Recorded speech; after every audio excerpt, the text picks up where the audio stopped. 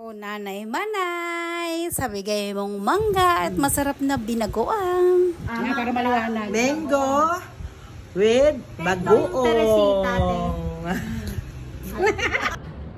Yan.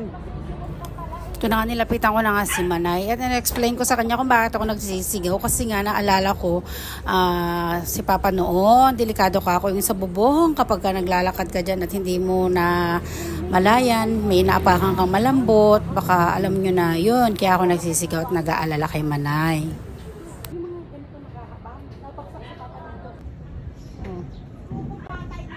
Sabi wala na daw.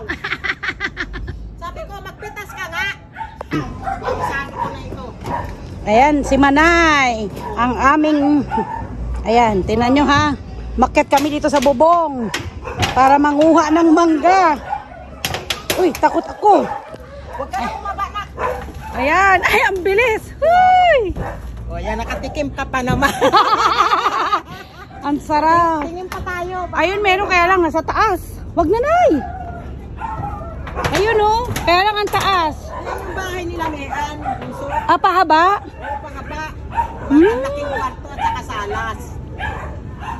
Wag na, Nay. Naku, mabahulog kayo dyan. Wag na, wala na. Tama na to, tama na. Tama na, Nay. Diyos ko, ako nininervyo sa inyo. Wag na, Nay. Hay, ako nininervyos.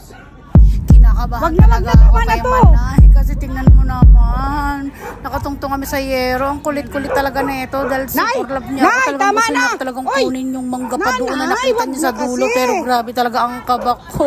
Nervyos ako Diyos ko po, Nanay. Super bait mo talaga. I love you. Tama At na yan. Naku po, ewan ko.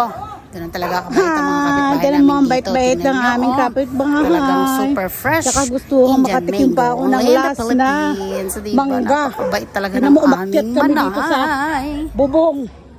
Talagang kinakabahan talaga ako ng sobra sa Alam niyo kung bakit? ano ba to, sa Tama na pagkuha yan, Nay. ng aming mabait na kapitbahay. Dahil, Alam niyo kung bakit takot may ako? edad na yan.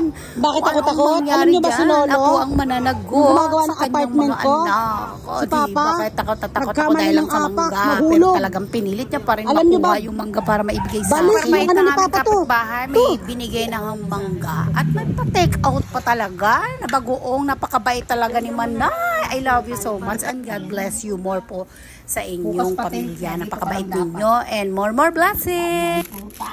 Blessing from the Bob.